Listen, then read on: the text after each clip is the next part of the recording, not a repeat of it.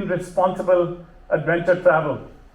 As per pre-pandemic projections globally, adventure tourism was a $683 billion industry, and as per the projections, it was to be a $1 trillion industry annually, with a growth rate of 21% annually. Two aspects that are critical here. One, of course, is risk mitigation. Six Sigma was a process started by Motorola for the manufacturing sector where they could accept 3.4 defects per million. In India, we believe when it comes to adventure travel, we should aspire for 7 Sigma, where we cannot accept a single defect or a single accident. There are 3 Gs when it comes to risk management. That's guides, gear, and guidelines. We are working on all 3 with our Ministry of Tourism and the other stakeholders involved. The Adventure Tour Operators Association of India has come up with the Indian Adventure Tourism Guidelines covering 29 verticals. And while we do follow the 7 principles of leave no trace in the great outdoors in letter and spirit, India, as you are aware, has adopted the Global Sustainable Tourism Criteria to the Sustainable Tourism Criteria for India. And we are adapting this for adventure activities in India as well.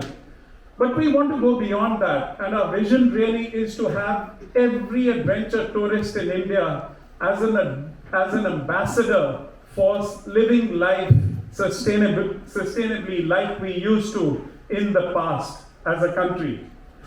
These are the various stakeholders, and we are working with all our stakeholders to promote safe and responsible adventure tourism.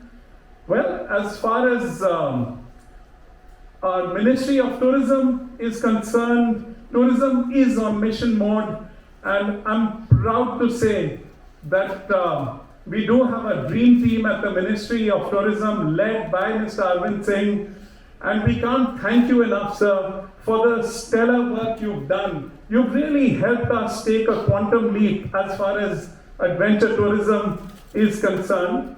And I'd really like to thank you on behalf of the entire adventure tourism fraternity. We have a national strategy for adventure tourism. We now have a national board for adventure tourism. We had our 4th meeting yesterday. We have a model law now coming up, which is on the anvil for adventure tourism. There is also a national board for sustainable tourism, because as a country, we do feel that sustainability should be a part of every segment of tourism. Well, as far as the states are concerned, we are working with the state governments to promote adventure tourism. This can be a great vehicle for attaining their sustainable development goals as well. So we are suggesting to the states to list their potential adventure and nature areas and to come up with policies for adventure tourism. The idea really is that every operator for adventure tourism has to be licensed, and the safety guidelines have to be followed as a country.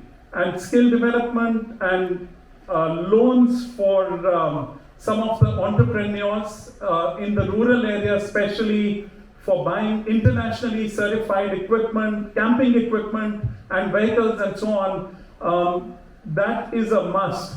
And also to determine the carrying capacity of some of the adventure areas and nature areas in the country. As a country, we are keen to promote both the vibrant villages and mega trails.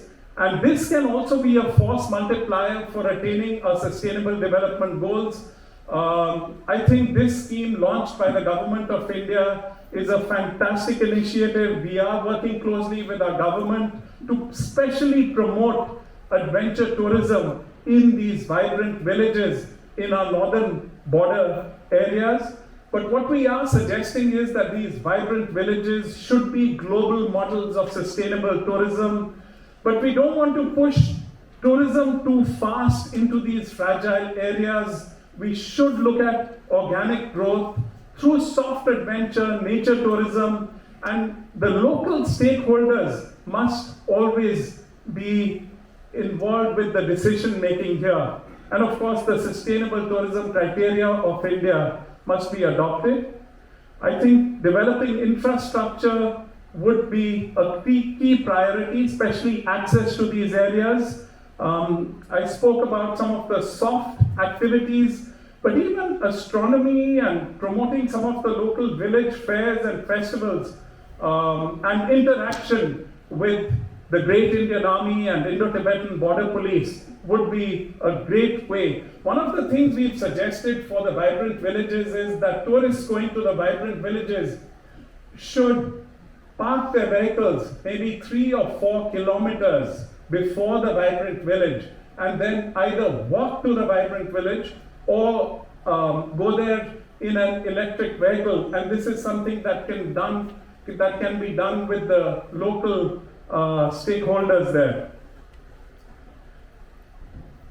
There are, of course, ecological considerations and carrying capacity considerations. This is one of the vibrant villages called Diu. This is in Spiti. And other than this mummy, which is, there is a mummy there which is 500 years old. This is supposed to be a Buddhist monk. But there are some great trekking trails and the high altitude Himalayan fauna and flora as well. This is Korzok. This again is one of our vibrant villages in Ladakh. There is a beautiful lake, a monastery here as